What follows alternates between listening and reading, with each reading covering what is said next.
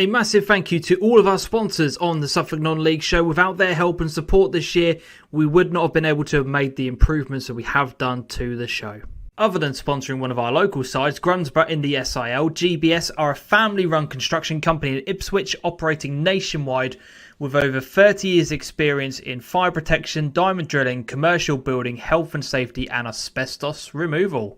Starling and Lock are self-employed electricians since 1989 offering domestic work and certificates for people buying and selling houses, an NIC EIC member based in the Stowmarket, Suffolk area. All of the branding that you see on the Suffolk Non-League show comes from these guys at Matchday Marketing. They are a sports marketing and branding company helping enhance the image and profile of grassroots football and non-league clubs at a very low cost, utilising over 20 plus years in the game. All of the merchandise that is available with the Suffolk Non-League show has come from these guys at Your Shirts. They offer eye-catching, professional-looking garments for your business, team, club or organisation.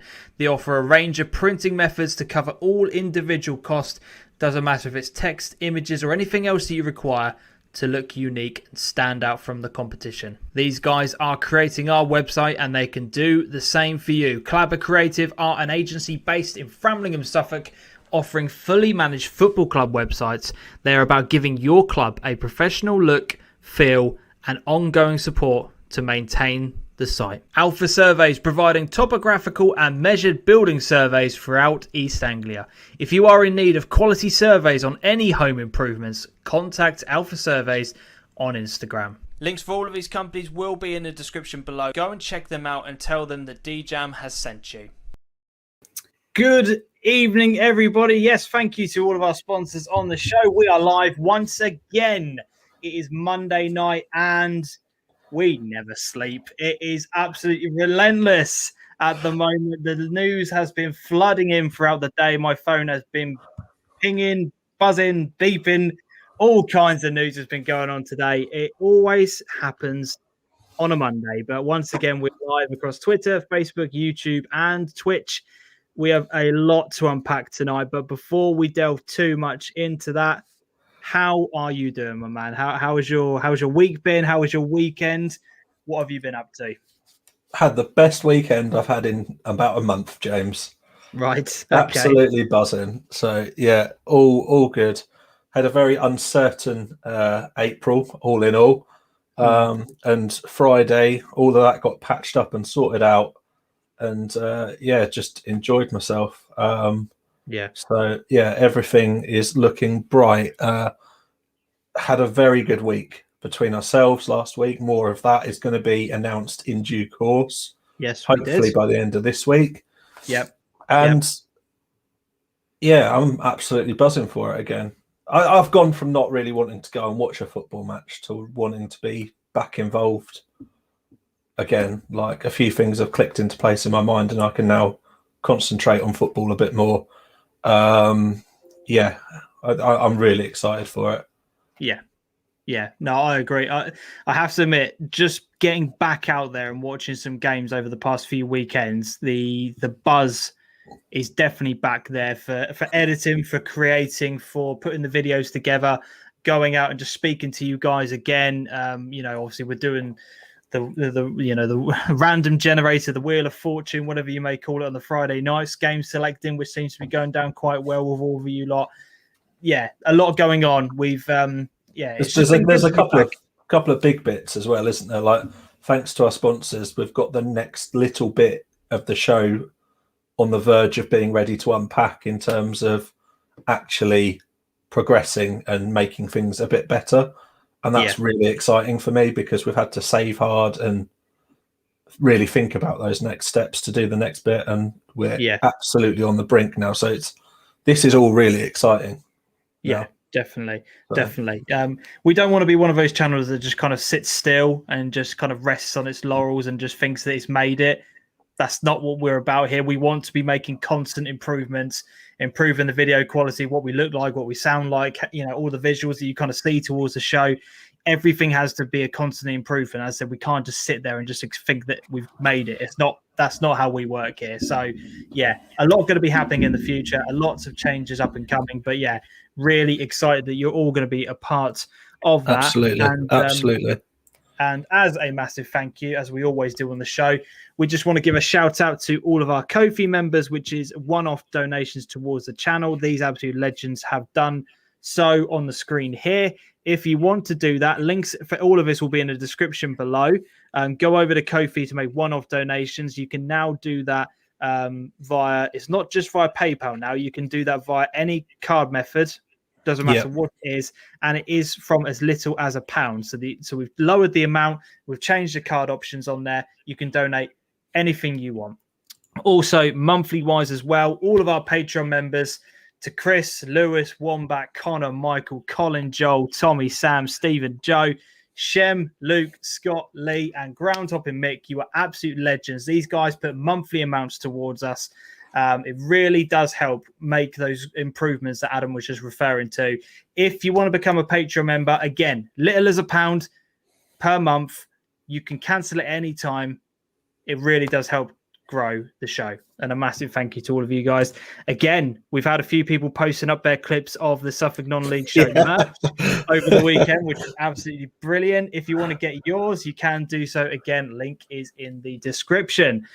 Let's get your hellos up on the screen because there's loads of you here already, and we've got a lot to unpack this evening. It's been a bumper Monday, as always. Ryan is in the building. Good evening, mate. Hope you're well. Mark is also here. Hi, Mark.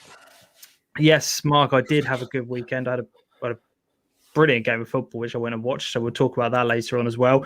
Shem, evening. Hope you're well. We are, mate. Hope you were doing well. You were the Trimley game, weren't you, Shem? I was going to say, Shem was at the other one. Yeah, so you went to the one I didn't go to. So Shem, if you want to drop in on the link later on and give us a summary of that game. Yes. There's an idea, something different that we haven't done before. Definitely. Ben is here. Evening, mate. Hope you're doing all right. Maverick is in the building. Evening, everybody. I'm not looking forward to the Super 6. I don't know, to be honest, Ben. I haven't seen it. I've downloaded the clip, but I didn't look at the graphic because I always wanted to be a bit of a surprise. Only Adam knows who's won this month. So we'll see. A wheel is not required. For the first time in 3 months, a wheel is not required. There you go. Alexander Speck is in the building. Hey, guys. Hope you're doing all right. Michael Crowfoot's here as well. Evening, Michael. Hope you're okay. Evening, all. We will be revealing a Coddenham concept, and we'll be doing a Debenham plus the next 2 clubs to comment. Wow. Next 2 club names. I don't know if anybody has commented, but yes, if you want yours done, put it in the comments right now. Absolutely brilliant. Evening, boys from Stuart Spreadbridge.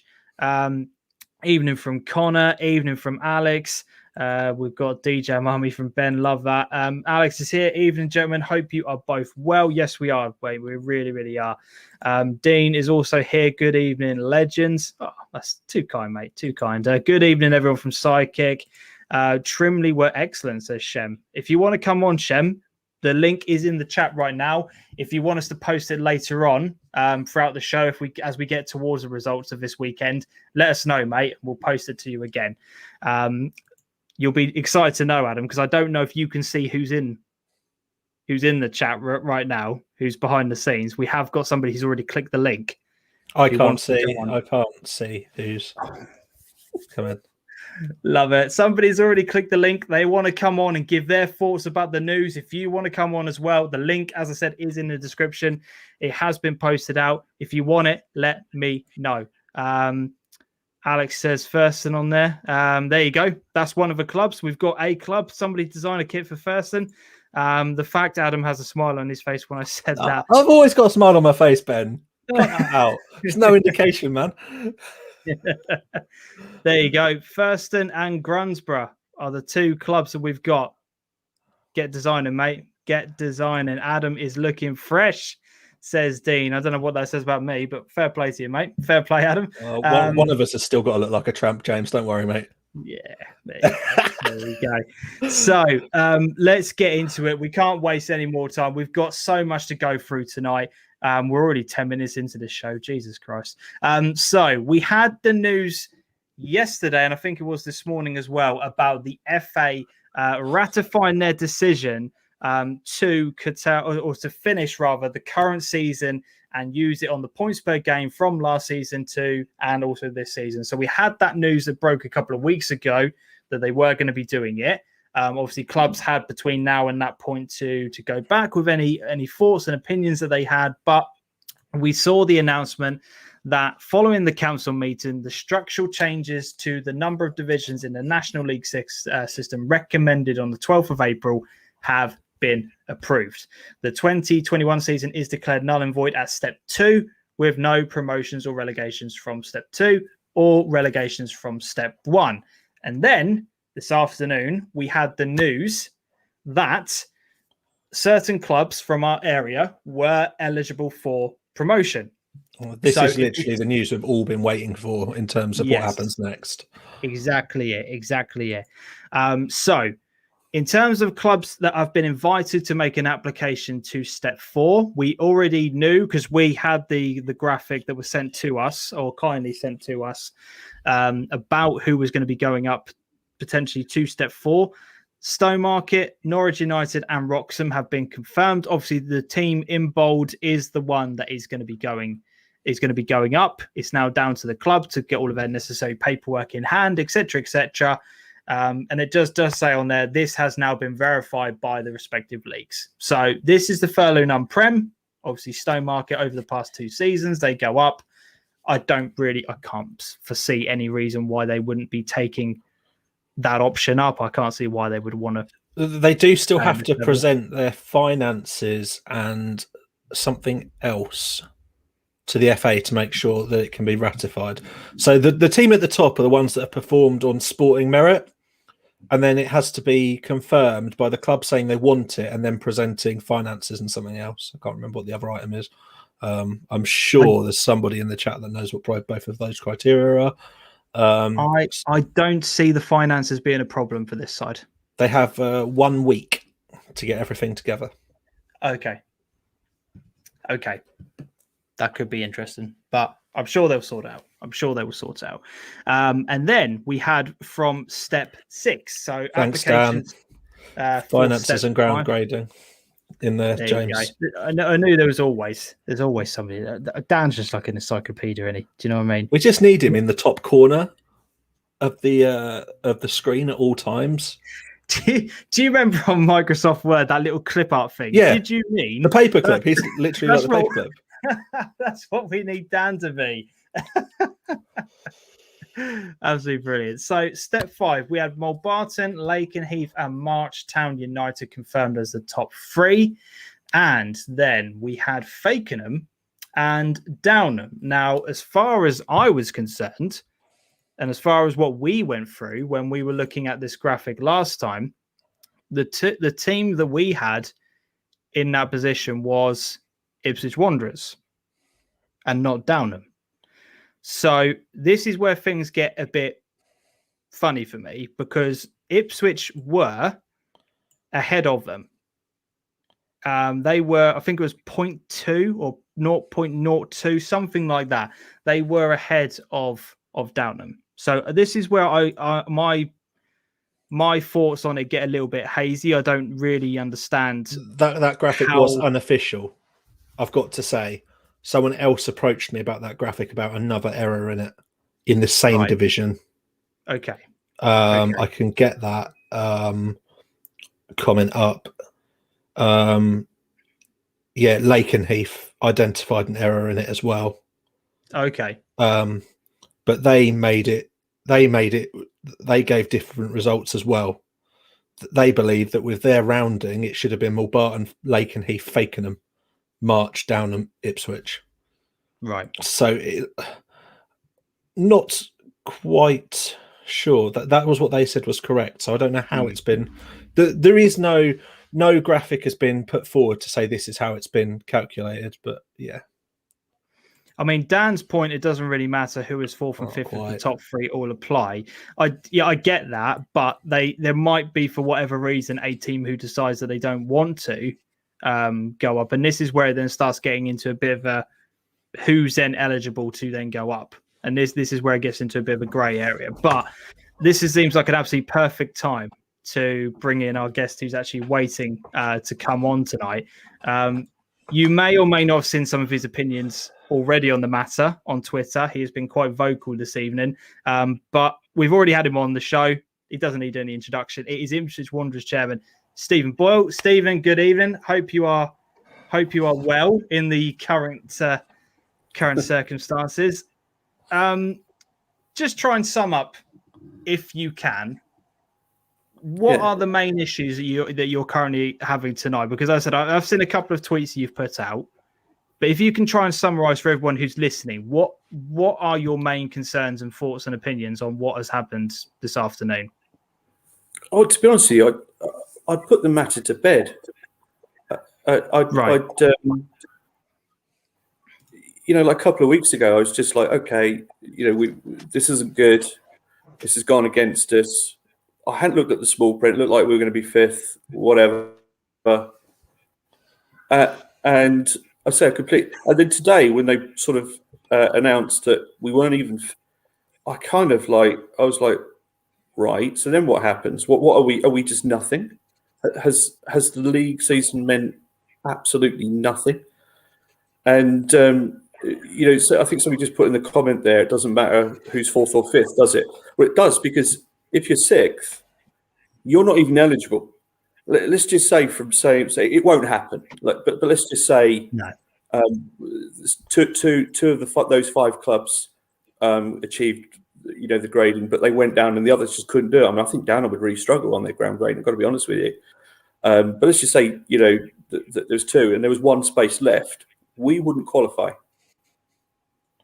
Because they've said what would happen to that final spot, Steve? Have they said? Yeah, nothing would happen. It would basically just be left.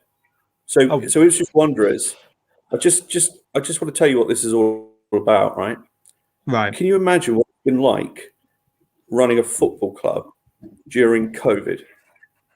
Just think about that. It has been absolutely horrendous. So to have gone through what we've gone through, and don't forget, it wasn't just a league season, but the long pre-season we had, where we had all the let the fans in campaign, all the things we fought for, and then all the signage and all the protection, the spraying of the goalposts and all this nonsense. To today find out that actually we might as well have just closed our gates, let nobody in, and played our under-18s at no cost to us at all, and would have been exactly the same chance of promotion as if we'd not even bothered. We just couldn't do anything. And it's just... it's just purely a matter of principle that we can't even qualify under any circumstances under that criteria. And to see that in black and white, this has got nothing to do really with the other clubs. As far as I'm concerned, Mole Barton, they would have gone up last year. Lake and Heath would have gone up last year, and they're a strong club. I think they'd have done well this year. But I was always of the opinion that both seasons really needed to be taken as sort of separate entities.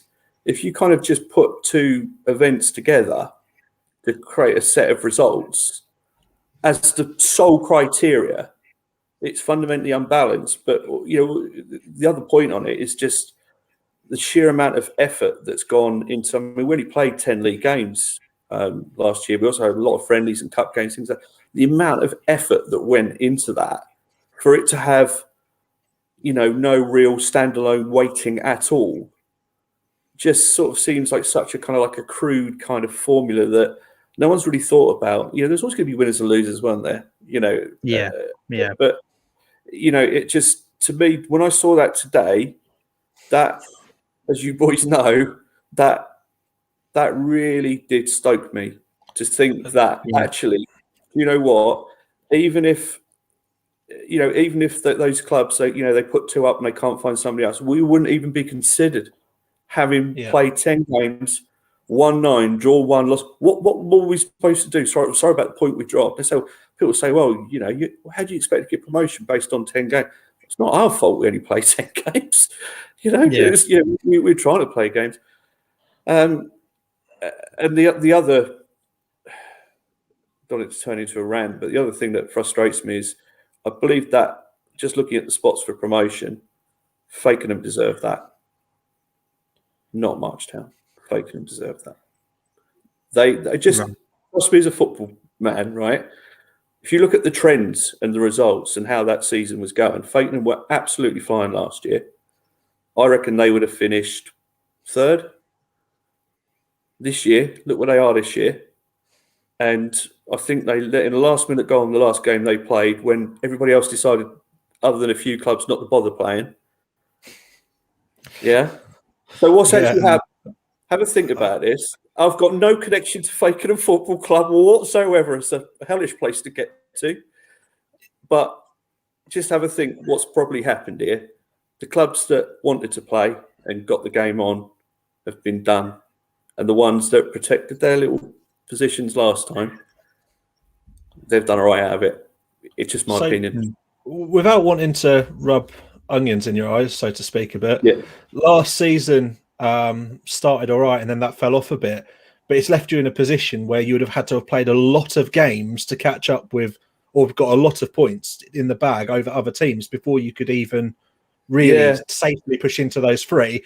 But going further than that, those games this season that you tried to play and then got called off, that we quite famously spoken about in the past with quite a bit of passion, they hurt even more at this point, I guess. Yeah, I mean, I think that, but my point is just that, everybody sort of signed up for a new season in good faith. Yeah. And we started with 0, the league table was played none, points none. Yeah, everybody agreed with that. We all signed up to it. The previous season was null and void, so that couldn't be used. That kind of worked in our favour, because we were off the pace last year. And 4 teams going up, you think, we're for a great start here. And they've used such a crude formula. Now, I was actually all for going ahead with the restructure. I kind of thought, let's do it, let's hold it back. But why they could have done this, and people always say, "Oh, you're thinking of all the negatives." Well, what would you have suggested? And I'm sure that's probably one of your next questions, isn't it? But us. What I would have said is, do it on the pitch. So over promote them. I stick 5 teams up, and then just normalise it over a couple of seasons through relegation. So you'd have been left with step 5 with 24 clubs. But, do it that way and then just say, okay, well, 3 get relegated rather than 2. And why don't they drop the team out of the league if their points per game over the course of the 2 seasons was less than, say, 0.8? Why not do that? If you're talking about sporting merit, well, it goes both ways, doesn't it? You know damn well I've got strong opinions on this. It's not even... Go on, Adam, let loose. Go on, mate. It's deficient even having them in the league. It's pointless. It's of no competition. It doesn't help the club. It doesn't help the players. No one's enjoying that, and no one enjoys playing them. To be honest, do you know what I mean? The trouble is, I won't mention the club you're talking about, but the knock-on of people say, it's harsh on them and stuff. The knock-on effect of this is currently there's about 6 or 7 clubs sitting in the feeder league that have been waiting for some of them 2 or 3 years to go up. Yeah, and there'll be one of them that will now miss out on that because of the team. So they're trying to find ways of promoting teams. But all I'm saying is, I don't want a club relegated that had a good chance of staying up. But football people know the teams that were going to be promoted, and real football people know the teams that were about to get relegated. And it's sort of. I don't see how they've got away with it, and it goes both ways.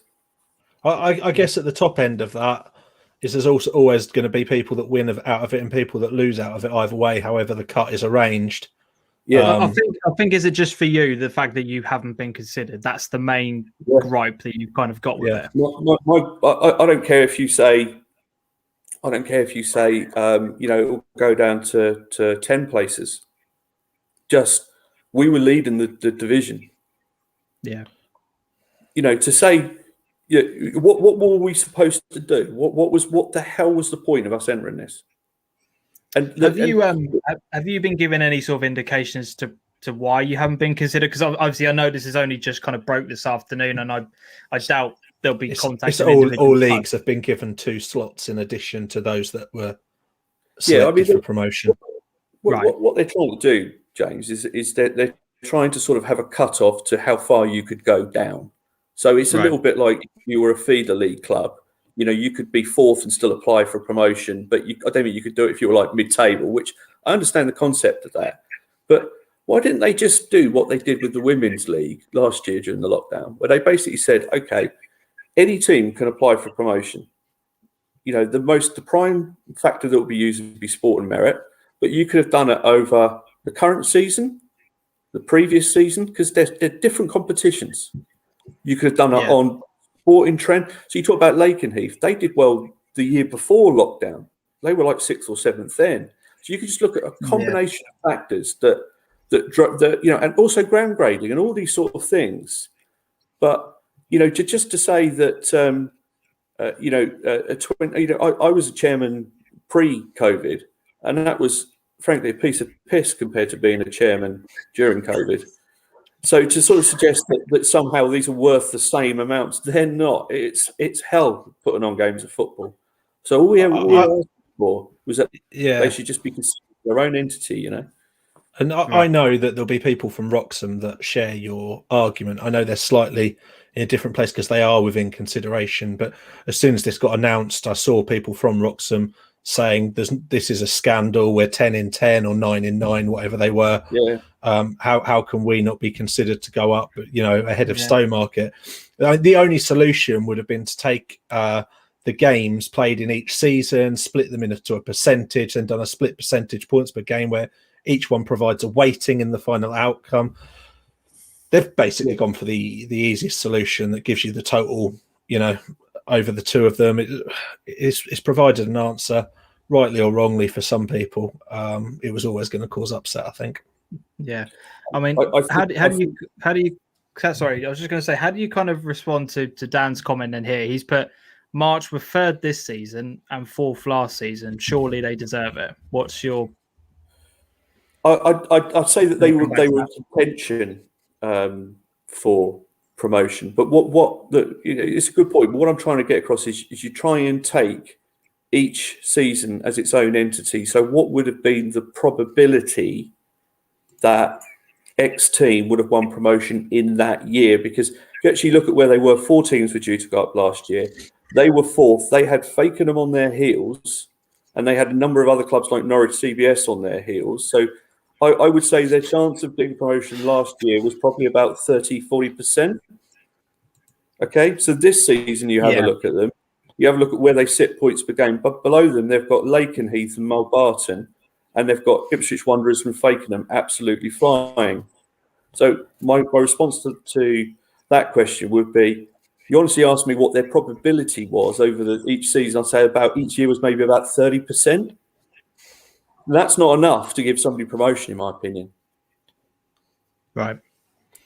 Yeah. So how does this set you up for next season then? Now you've got, I mean, it's got to be put to bed in a way. You've got to somehow wrestle it to the side of your mind and not worry about it in terms of the decision being made. But how does it set you up for what you want to achieve next year? I feel absolutely driven to win promotion on the pitch, and at the end of it, crack open the champagne and stick 2 fingers up at the people. Absolutely zero consideration and respect, and I will absolutely love it. Well, when that day does come, you know I'll be there recording you. So don't. I'll give you that platform, my friends. I'll give you that platform. Want to see you leaving the pitch hanging out of a helicopter, mate. Yeah. Stephen, I do just want to get your thoughts and opinions as well. We might as well bring this up while we've got somebody from the Furlough None up on the screen here as well. You will have seen the announcement, and I'm sure most people will have seen it by now, that the Furlough None have announced that this season they will be kicking off the campaign on the 31st of July. This is in view of the possibility of COVID-19 disruptions. It is planned to front load the season with fixtures, scheduling for half of them to be done before November. So we've got August, September and October crammed full of fixtures. The League Cups will not commence before January at the earliest. Now, my DMs when that was announced were a bit mixed, if I'm going to be completely honest. I had a lot of people saying, this is the right decision. They've been smart. This is really calculated. We don't want to have a repeat of what's gone on before. This is a brilliant move, a very, very smart move from the furlough num. I then had a few people messaging me saying, you are risking people's injuries with the amount of fixtures that you're going to have to pile up at the beginning of the season. There is a risk to players' fitness and health. There's then all kinds of problems that could happen later on down the season as a result. There was a few kind of mixed comments on there. I mean, what are your thoughts on it, Stephen? I can see you, Adam. I know what your thoughts are quite clear. You've made them clear. For those of you listening on the podcast, Adam was shaking his head. There's got to be a point where you stop moaning about things and just get on and play. Jesus Christ. Well, you'll be surprised. Like I said, there were quite a few people that I had that weren't best pleased with it. So are they happy when it all got cancelled because of COVID? James, right, boys, let me just tell you something now about footballers. They don't want to train. They want to play football. Playing Tuesday, Saturday is not a problem. What do I think about this statement? Brilliant idea. It's just that we were all saying this at the start of last season when they were knocking up that, starting the senior. We were due to play Lakenheath one game and it got called off because they wanted to play the first round of Senior Cup. Lakenheath were playing Felixstowe reserves or something. So this should have all been done last year. This is what we told them all last year. This is not saying it after the event. We told them all this. So. It's the right decision, but not going to get any applause from me because they should have done this last year. So, absolutely true. What I would say on it is it's going to certainly favour the bigger clubs because they'll have bigger squads. You'll get, on a serious point, you'll have situations where, you're right, players will get injured, they'll get fatigued, you'll get knocks and things like that. And so it does favour, and you could say, I will increase that and we'll give them 5 subs. Trust me, that is not the thing to do because that will favour the bigger clubs. Anyway, I'd love it if you gave us 5 subs. That's not the right thing to do. I'll tell you, that is not the right thing to do. And I've got a feeling they'll probably go down that route. The point that I have made, obviously, you had Peter on your show from the league. I sort of, did message him afterwards and just say, look, what we have got to do as a football community is well and truly bury this COVID card phrase and make sure that before a ball is kicked next year, that we have rules in place so clubs cannot unilaterally decide they're not playing because of COVID. Because that is just the kind of stuff that it can come down to minor point noughts and ones, and you've just seen that in this criteria here, where teams could, under this criteria, if X team was due to play the league leaders away from home, they could call that off, push that game back to the end of the season, and then play the team that's second from bottom at home the week after. How do you go about stopping that, though? I'd love to beforehand. So you need a rule base, James.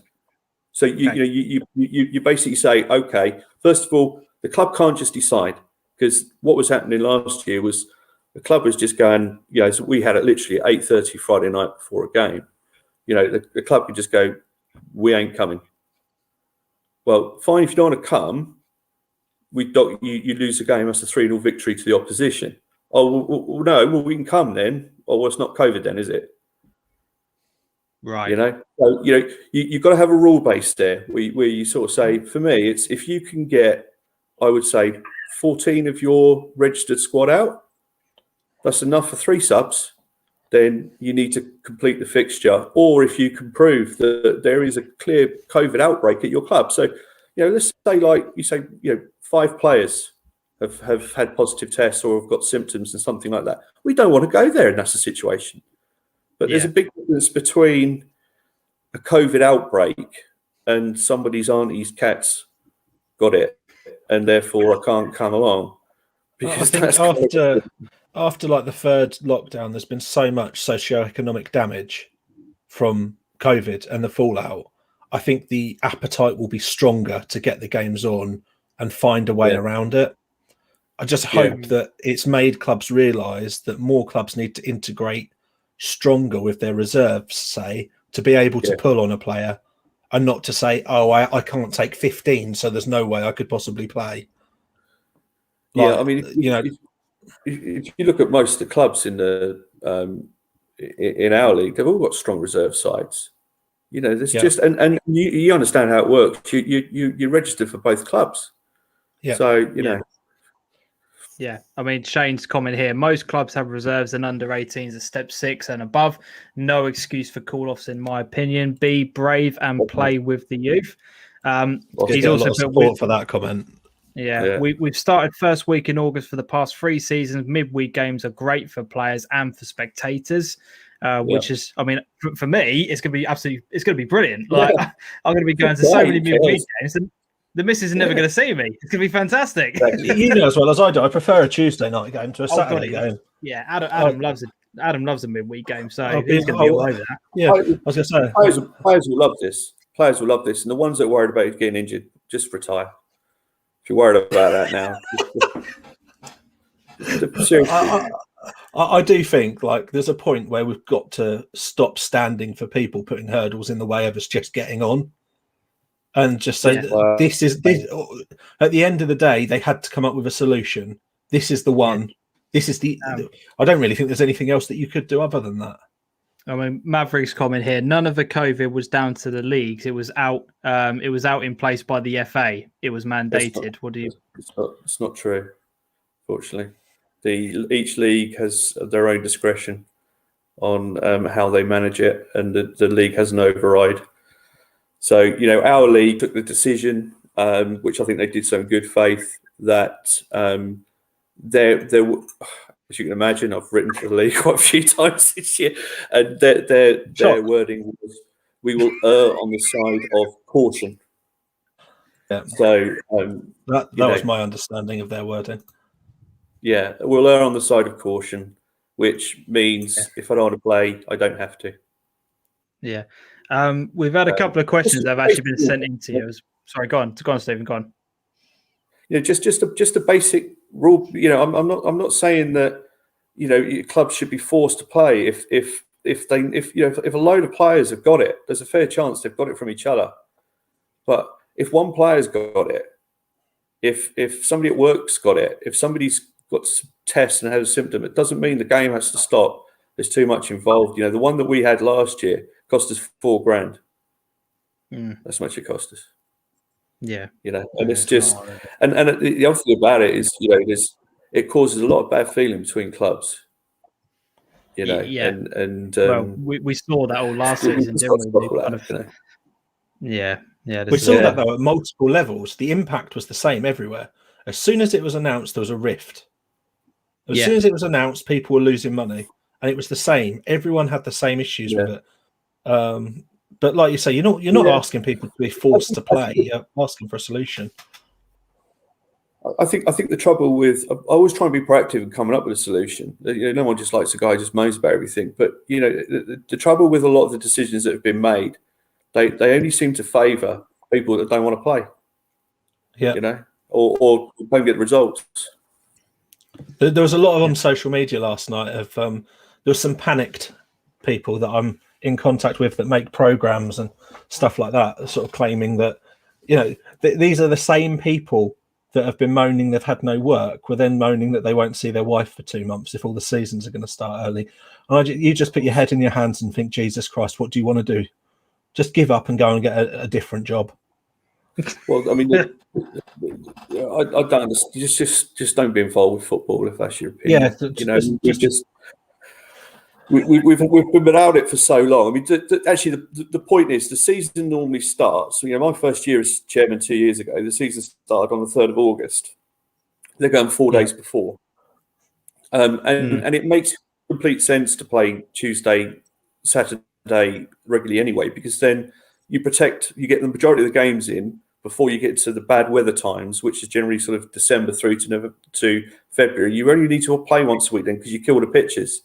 So it just makes so much sense to try to front load all your fixtures up early and get as far through the season as you can, you know. Yeah, this is it. We've had quite a few questions in for you, so I'm going to try and rattle through a few of these. There was one a little bit higher up from Lee Sturgeon. Can you just go to that beforehand, because otherwise we're off topic. Yeah, no, that is. He's put a lot of clubs this season cut their budgets, preempting what 95% of us knew that this season would not be completed. Do you regret not cutting yours? No. Love that. Simple. Love it. Any reason why not? Yeah, I was going to say, is it about managing to get the players in so you can still go and create what you want created, or is there something else there? Well, I'm not going to go into any football season without having the best team available that I can. I mean, I thought there'd probably be some kind of disruption. I just thought that what they would do is they'd pause it and carry it over. That seemed like the logical thing to do. My error really in thinking that they'd follow logic. But no, I don't. I mean, it's a good question actually. But no, honestly, I don't regret trying to put together the best team that we could. You know, I mean, we'll do the same next year. You know, what's the point of being in the game if you can't do that? Thanks for that one, Lee. It is a really good question. No, definitely. Yeah. Dan has put, what are the chances of Friday night games at Wanderers next season? Oh, I'm so glad you've asked that question, right? Honestly, Friday night games, and this is so all football clubs out there, get as many Friday night games as you can. And even SIL, we've got cops that ground share with us. We're just saying to them, if there's any SIL teams out there and you want to play cops rather than on a Saturday, you want to play them on a Friday night, do it. We'll do it. We love Friday night games. Start of the season, cops played Henley. We had about 220 there. They rammed my bar full. They drank all the beer. It was fantastic. It was a wonderful occasion. We played Leiston Reserves. Wanderers played Leiston Reserves on a Friday night. And I was having a bet with my vice chairman as to how many we'd get. And he said, well, it's your fault. You've done it on a Friday night sort of thing. So we're not going to get anybody. And I think I sort of went for 100. He went for 80 and we got 288 or something. So, you know, we came and the atmosphere was awesome. So the answer to that, yes, lots, hopefully, you know. There you go. Dan's followed up. Absolutely. Yeah. There should be one Friday night game in every Step 5 and 6 league every single week, according to Dan. I like that. What's a bit of Sky Sports structuring to it? A Friday night and a Monday night game. Can you imagine presenting the Monday night special, Adam? There you go. That's our next job. From the clubhouse of whatever club is playing. Yes. In a COVID-free world, that would be incredible. That would be good. That would be brilliant. That would be absolutely brilliant. I'd love to do that.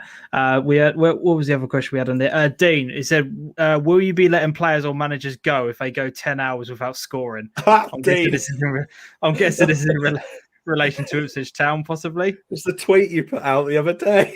Right. Was it? Okay, I didn't see that one. I get so bored on a Saturday afternoon if I'm not doing anything. I just sort of think, let's just have a little go at Ipswich. It's pathetic, really, but you can't help it. No, I mean, 10 hours without a goal. It's just bad, isn't it? There's two teams there, you know, Rochdale and Wimbledon and high flyers. I mean, like one of my big problems with it all is the fact that the new owners come in, they've cleared all the debt, they've done all these brilliant things for the club. They still haven't seen them score. I know, it's shocking. I mean, unreal. What a statistic. You could probably fly to Phoenix in 10 hours and, you know. Yeah. No, that's just... I mean, honestly, though, I mean, that is the difference between non-league footballers and professional players is, I mean, not even Wisbech would go 10 hours without scoring a goal, would they? That is very true. Yeah, that's true. You know, but it has to come where something deep inside you wants to play. And the other thing about it is, can you imagine any of them I'll tell you now, right? Recently, we had a game before lockdown, and for about 10 minutes before half time, we didn't play very well. And the managers didn't need to do anything because Dev just sorted it out. You know, he was just, you know, the players between them, because they're hungry and they want to play football, they sort it out themselves. You know, the managers will steer, but non-league level, top non-league players, they ain't having it. They ain't going to have so many shirk and responsibility. What's happening in Ipswich just would not happen in non-league. No. Yeah, definitely. You're more welcome, Ben. Matthew's comment here. I can see where Dean asked the questions. I thought Stephen was Paul Cook at first. Somebody else said that. I'm starting to get worried now.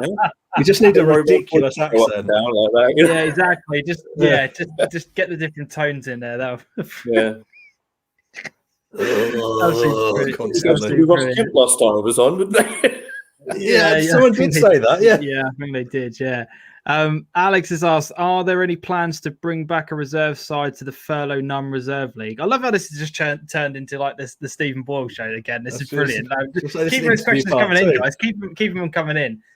What's your response to Alex's question there? Well, the honest answer to the question is we did look at that a while ago, but I kind of get the feeling they're almost winding down the Furlough None Res League a little bit. I know they're really struggling with getting officials. So we actually looked at that last year. And I was kind of against reserve football anyway, just because I wasn't very good and I didn't like being shoved in the reserves.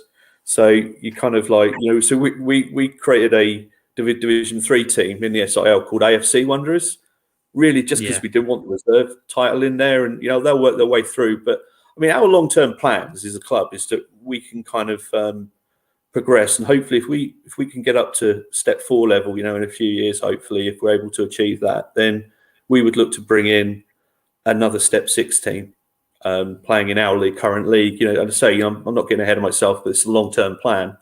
And we would kind of have that as an under-23s development side, which I think is similar to what a lot of clubs are doing now. Yeah. I was going to say, what do you think about Felixstowe rebranding their reserves into an under-23s development team? Because they've done that as a future move. Yeah, brilliant idea. That's exactly what we would do. I think that's just the right thing to do. But what I would say, Adam, is I hate it when you see, we've had it a few times, where you just see literally 11, 18-year-olds on the pitch. Because I don't think that's when they play against the top teams at step 6, you just get bullied. You don't think you learn anything. Whereas if you look at kind of like Needham have got Shane Wardley there sitting in the back 4 talking them through the game.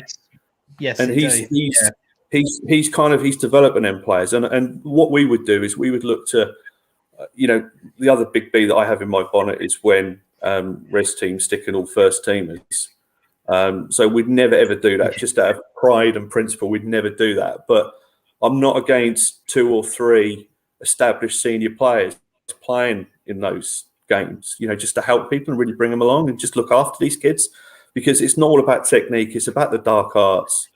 And we've got some boys at our club that really know the dark arts. So, it's like... Yeah. Do you think that the league, as going into step 6 and just flipping that on its head a bit, like we said there, like having loads of youngsters in that league is just tough. It's just you're going to get bullied. Does it make it harder to pull those youngsters up and integrate them into a first team as a regular for that very reason? Because it creates small holes in your pitch where, or on your tactics board, really, where you can expect to get beaten up a bit. Yeah, I really. We've seen it. Me and James have seen it and commented on it a lot. That's why.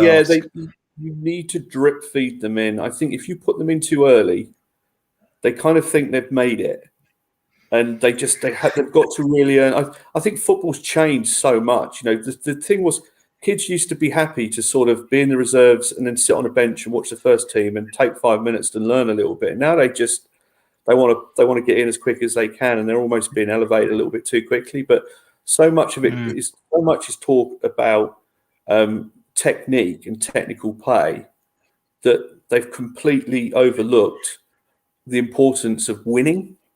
And winning is a mindset, and it comes down to things like winning your individual battles on a football pitch. And I'm not sure.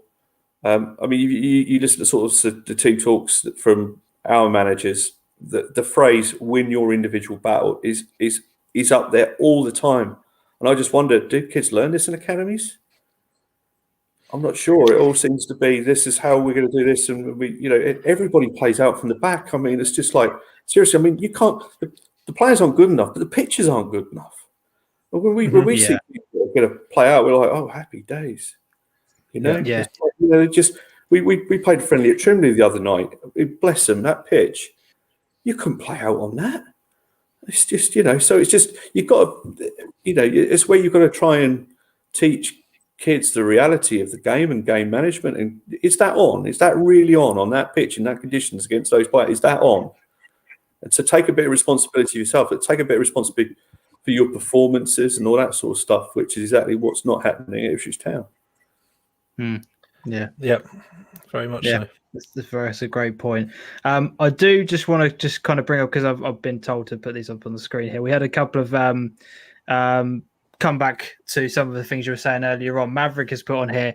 Apparently, I think this is in line to the FA guidance. The FA guidance. According, it is true. Apparently, check with the Suffolk FA, and apparently Maverick is right on that part.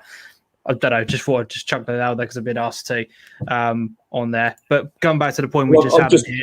Just to come back on that, I'm just going through real world example, aren't I? You know, whatever they think it might say, in reality, clubs were calling off games contrary to any advice given by the FA. You're right, because we know a lot of people at the FA. They might have given guidance, but the clubs were going to the leagues, and the leagues were allowing them to basically do that. So, you know, it may be factually correct, but in real world, that's not how it was operating because we were experiencing it.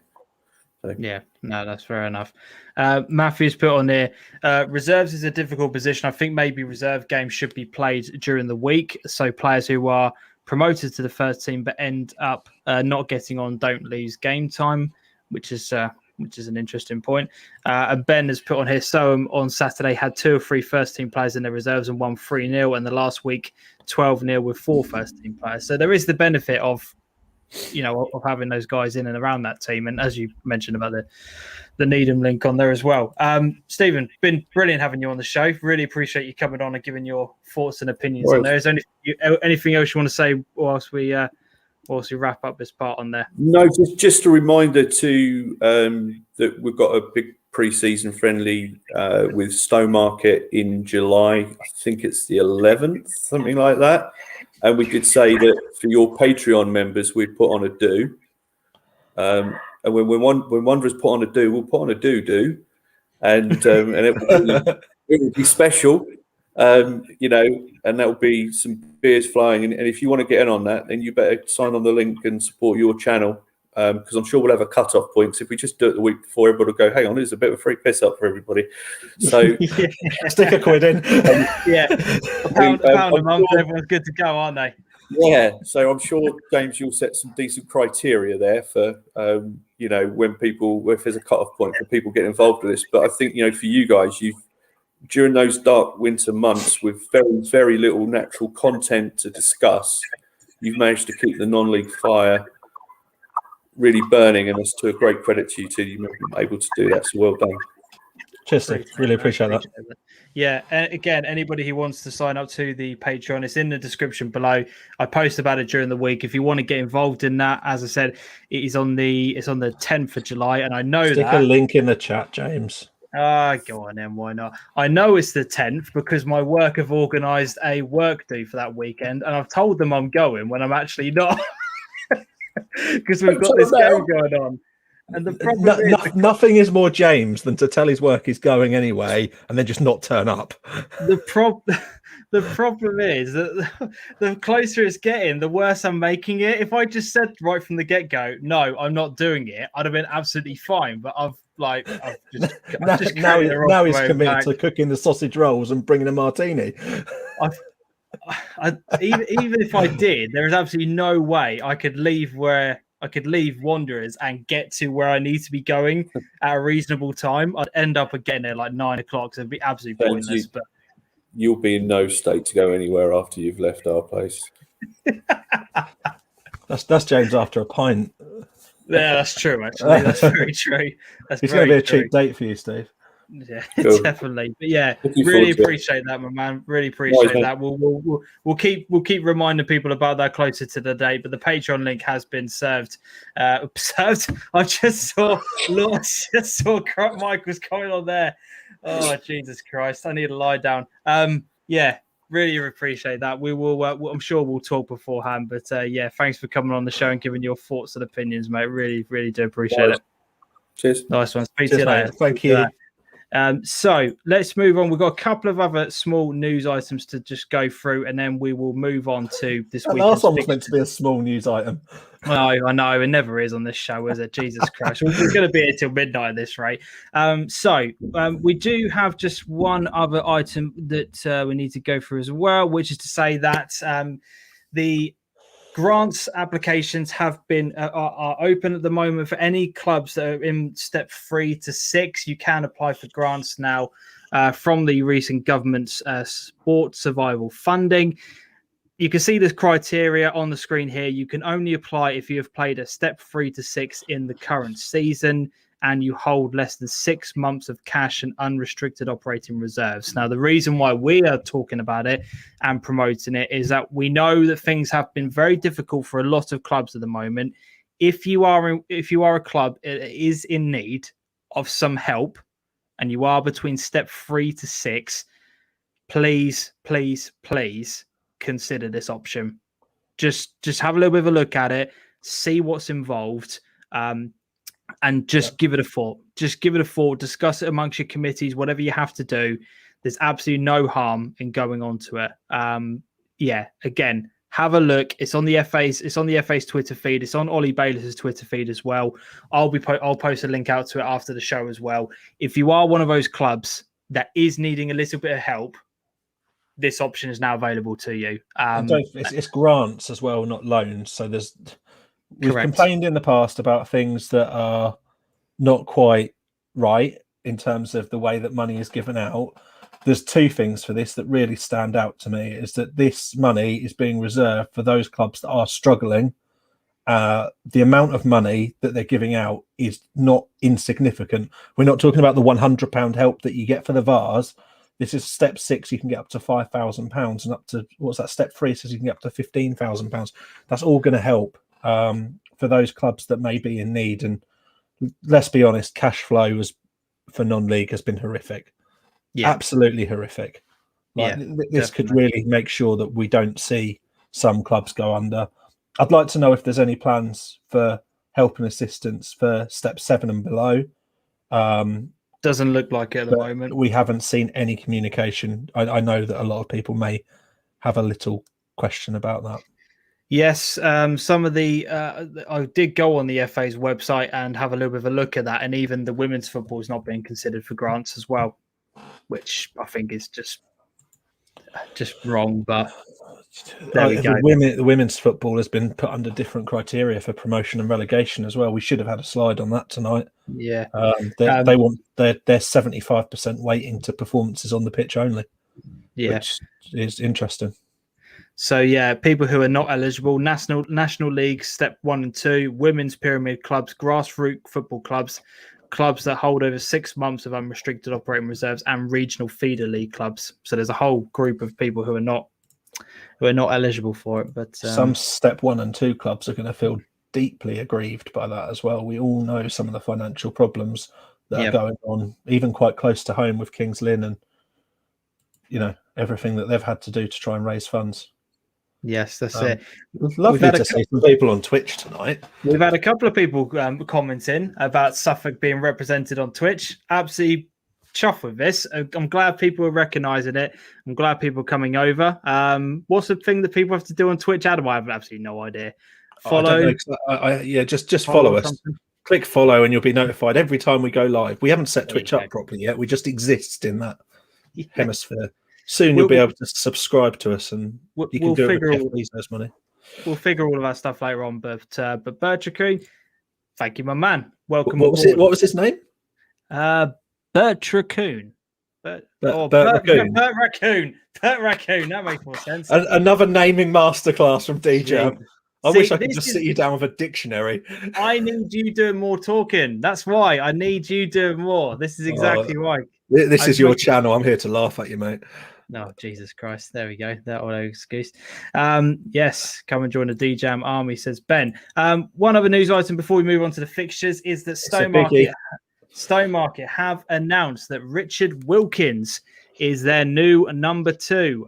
He has been a manager at Bury, Leiston, and Nedermarket over the past 20 years.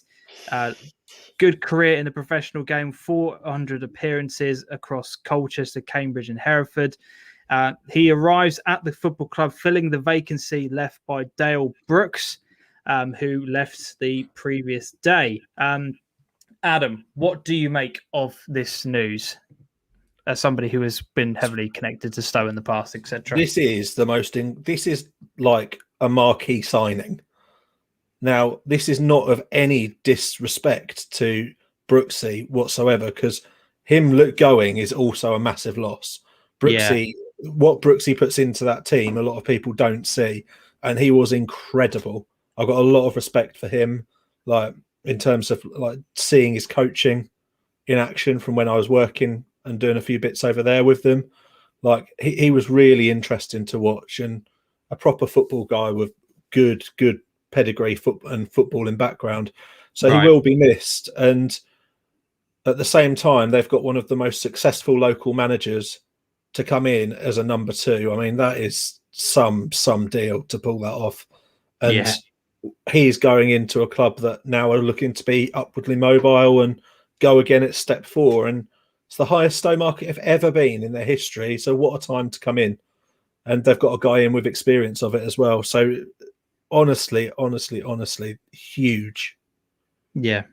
Alex's pod here is an amazing appointment. Ben, big signing. Wilkes will attract some decent players as well. That's a good point on there as well. He knows a lot. Yeah. Shem saying it's a good week for Stowe. This will be flowing in the clubhouse, I reckon, at the weekend. Yeah. But yeah, big move. Big move for them. It's very interesting. I personally didn't know about Dale, so but you could just tell from what people were saying when that announcement was put out that he had gone, that you could kind of see the reaction of what people thought of him. But I mean, to react quite swiftly, and I mean, it's probably, I don't know if it has been in the works behind the scenes or whatever the case may be. Couple of weeks, I believe. Right. So big move that. Be very interesting to see what happens on that part. So we've had has Seb Dunbar been snapped up by anyone? Not that I've seen, actually. No, I think there'd be no reason for him to jump quickly. Like, let's be honest, his list of offers is going to be like a deck of cards. Yeah, true. Like true. There's no one like him, like on a left back basis. So as we've got there from Stowe Town, welcome on board, Wilkes. Like, I hope we were going to try and get him on for an interview today, but we're aware that there's just too much other. It would be a little bit fragmented with everything else that's going on. I'm going to contact him and see if we can get him involved. There's a couple of bits with Wilkes signing for Stowe that is interesting, because he's worked alongside Potts, who's there as the goalkeeping coach before, during the time at Cambridge. Yes. And Muzzy knows him from his time at Ipswich. So it's really bringing a band together, really, of people that know each other. It's a very, very good fit. And to be able to get someone that's been that successful as a manager, and very, very recently, before Kevin Horlock's time, he was Needham's manager. That's so significant for me. Yeah. So significant. But I think we've got to sit back and brace ourselves for Stowmarket going forward. I think they're clearly showing their intentions early. Interesting few months ahead for them, definitely. Absolutely, very good. But have you guys ever been to Ram Meadow? Yes, several times actually. To be fair, mate, we've done a few matchday experiences from Ram Meadow. We haven't been since the changes have been done, so I'd like to go and see the improvements that have been made at the club. Hopefully there'll be something that we can do moving forward into next season. But yes, we definitely have. We've been in touch, like for context, we've been in touch with Russell already, haven't we? To try and sort something out. So that's one of our channel plans. Exactly. To have a look at some of these grounds. Another question before we move on. DeeJam and Adam, have you heard anything about this Bourneville and Ipswich Exiles merger created in one club? Honestly, hand on heart, haven't. I haven't heard anything about it. I haven't heard any rumours. I haven't had anybody messaging me about it. The first I heard about it was when you guys started putting stuff up in the chat here a few moments ago. I don't know if any of that is true. And until we hear something official from either anybody at the club or before we get something concrete, I honestly don't know. But if it happens, it's another club down in the local area. Yeah, we'll have a dig. We'll see if we can try and find out anything. But at the moment, I don't know. If I'm being honest, between us all, we're going to have to start getting to the point where we start creating clubs to fill these leagues back up again at this rate. Shall we create one? I'm not going to get involved in the management side of it. Coombsford FC. Coombsford FC. Yeah. Yeah. Get all the locals out. Yeah. We can turn Pikes Meadow into a stadium. I've got it envisioned already. I know what's going to happen. If there's been a bad storm, there'll be a few little guppies floating in the penalty box. Yeah. Like, the place is a floodplain. I know. Anyone that doesn't live local to us, that's an absolutely wasted joke. And yes, that is. Anyone that does live local, that's good banter. Yeah, exactly. Local joke for local people. There we go. That's what we're all about on the Suffolk Non-League show. Anyway, let's move on to talk about the fixtures that happened this weekend. Some big results and big talking points from this weekend's games. Talking about banter, Shem's comment. I've got a lot of time for that. What's he put on here? Did you watch the Raccoons when you were younger, James? No. Oh, no. Absolutely wasted on you. No. Good. Love that. I need to get a picture of Cyril Sear now and sneer and share my screen. No idea. Absolutely no idea. So here are the results from the Senior Cup this weekend. So we had Bungay drawing 1-1 with Sudbury Reserves, and Sudbury Reserves won 4-3 on penalties. We had Trimley 2-0 against Haverhill Borough. Hawley won, Lakenheath won. Lakenheath won 3-1 on penalties. For those of you who haven't seen the matchday experience, go over and check it out after tonight's video. It was a really good game, a really good game. The penalty shootout was brilliant, and I do have to give a shout out to Charlie Beckwith from Lakenheath. His parents were talking to me throughout the entire of the first half, just saying how proud they are of their boy, just talking constantly about his career. I found out so much about Charlie. It's absolutely unbelievable. And then for him to go and pull off those penalty saves that he did was just... have you seen the highlights, Adam? Have you seen the penalty saves? They're ridiculous. They're absolutely... I'm going to do a typical DeeJam. No, I haven't watched your channel. That is shocking. Absolutely. Yes, it's the man that never enters Super Six. Pipe down. Well, yeah. Calm down. We then saw Framlingham 2-0 against Henley, which a lot of people were quite shocked about. I saw a lot of people having Henley as foregone winners, to be honest. A lot of people fractious that game, apparently. Refereeing decisions. I'm not sure. If anybody was at the game, let us know what was going on at that match. We then had Leiston losing 5-0 to Beccles Town. Big defeat for Leiston St Margaret's. Way for the manager to sign off as well. Yeah, well, very true. And then we had Ransoms 2, Bilderston 3. Bilderston progressing to the quarterfinals. I believe this is for the first time. This is the furthest they've gone in the Senior Cup. So congratulations to them. Well done, Bilderston. A very big win. And we do have some highlights to actually show you from the Trimley Haverhill game. So for those of you who haven't seen it, we've got 2 goals to show you from the game and also a save from the Haverhill Borough keeper, which I don't know if you've been keeping up to date with social media, you will have already seen this, but here we go. Here are the highlights from the game.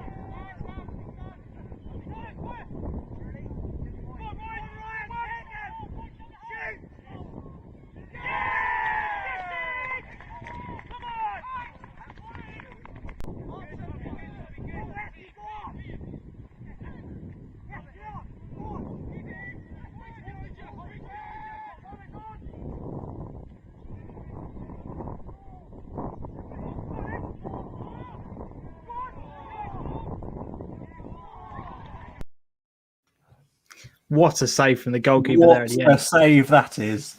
But the second goal for Trimley, what a way to play through the thirds. What a goal. Love that. Absolutely love that. We've got a few comments up on here. Let's just go through that.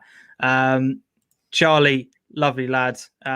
Becker's, what a goalkeeper. Lakenheath keeper penalty saves were amazing, says Shem.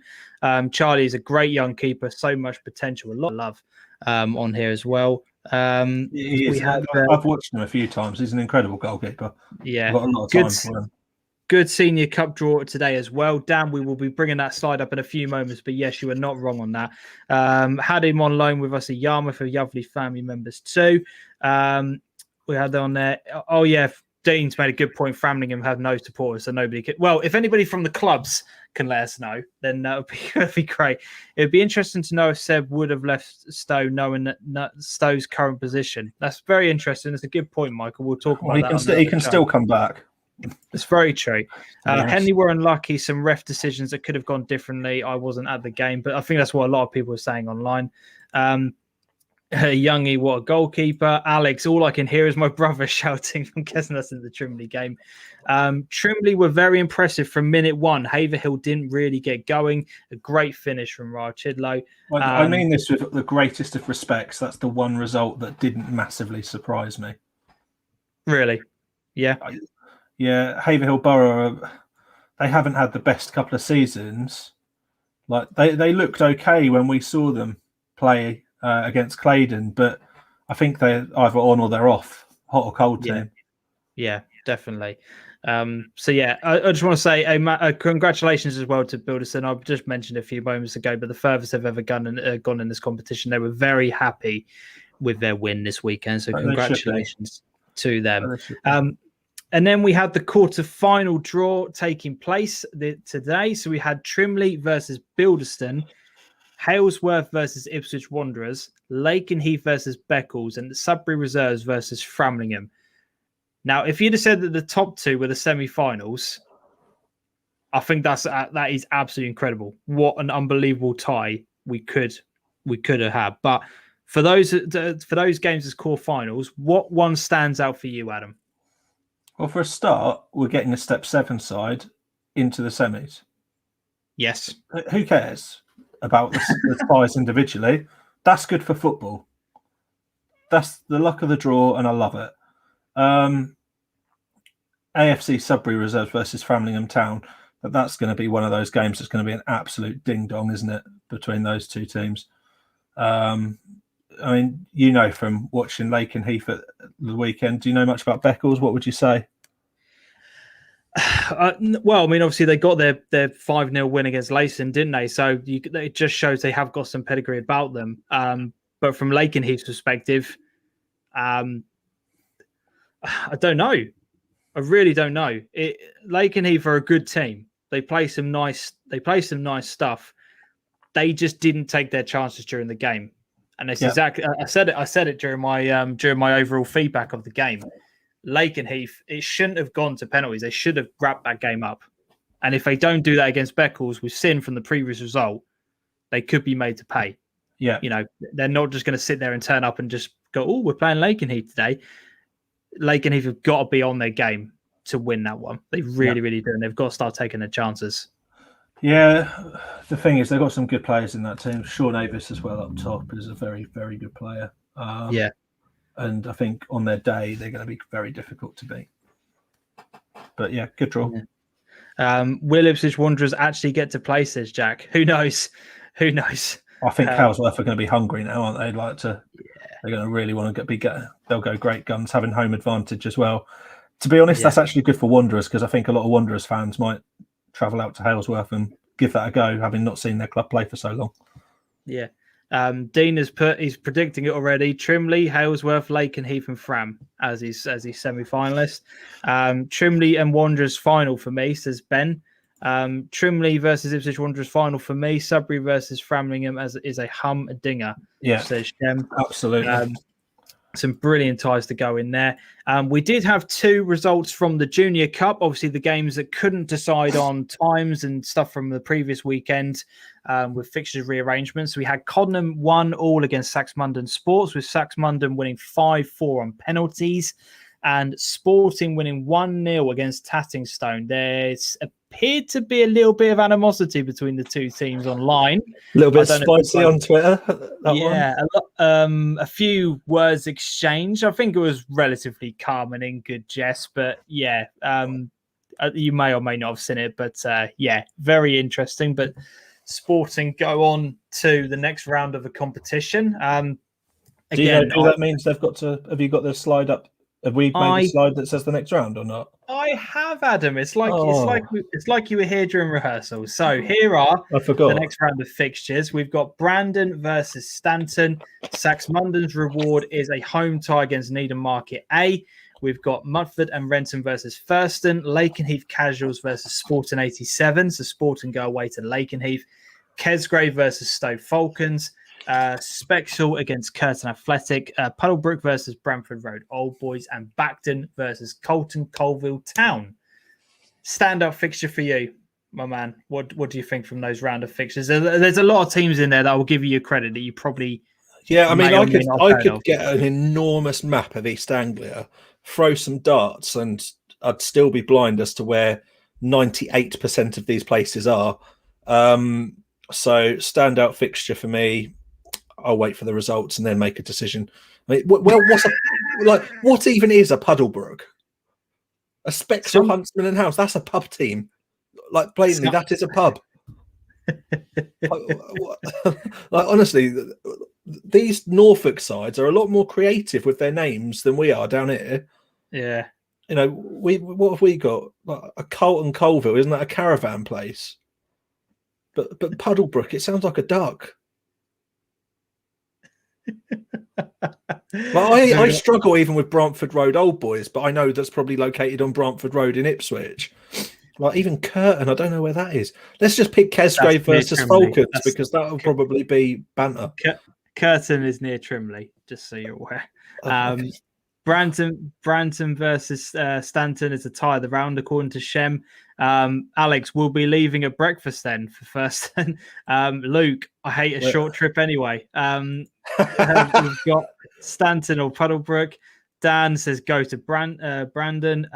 Paul Musgrove, the dog lead, will be out again supporting Stanton. I was going to say we do actually need to go and watch Brandon versus Stanton. The amount of people that are putting Brandon versus Stanton, that potentially needs to that potentially will be a game that goes on the wheel. Oh, Brandon's near Thetford, isn't it? I believe so. Yeah, isn't that somewhere near where Centre Parks is? Do you know? I did look at it the other day when I was trying to research some games. I'm not entirely sure. I'm sure someone will let us know in the comment section in the next few minutes. Mudford and Renton will do well if league form is anything to go by, says Jack. So there you go. There's an early prediction in there. There you go. Spexel is a pub. The ground is opposite. Sporting 87 favourites for this cup now. I would probably agree with You'd love to see Sporting grab something, wouldn't you, James? Like we were speaking beforehand, like you thought that they'd really go for it in the league. Obviously, wasn't to be with everything that ended up happening. But winning a cup, what do you think? How would that compare? I have to admit, well, I don't know if I said it on the last show or whether or not I kept it to myself, but I did think that the winner of Sporting versus Tap would go on to win the entire competition for me. Like, I can't. If Sporting are on it, if they're really on it, I don't think there's anybody in that in the rest of the competition that really should be overly worrying them. And I do think the landscape of this has changed slightly because of the break people have had before playing. Again, like it does make it slightly different, but I don't know anything about Lakenheath Casuals. I take it that's the people that don't turn up to training for Lakenheath. Possibly. I don't know. I mean, Stanton on their day could do quite well. We know they've been doing a lot of things behind the scenes, so they're probably going to be looking at this going, you know, they're in with a shout. Stowe Falcons will definitely feel that way. Kesgrave will feel that way. Bacton will definitely be up for it. You know, I mean, maybe that comment of Sporting going on to win is maybe a little bit premature. Maybe we need to wait to see who draws a few rounds, isn't there? Yeah. But yeah, I don't know. I just, for me, I think Sporting are the favourites if you go purely by league positions. And from what I have seen, I would need to see Stanton in action to see what changes have been done. Like, where are Lakenheath Casuals located league-wise? Are they good?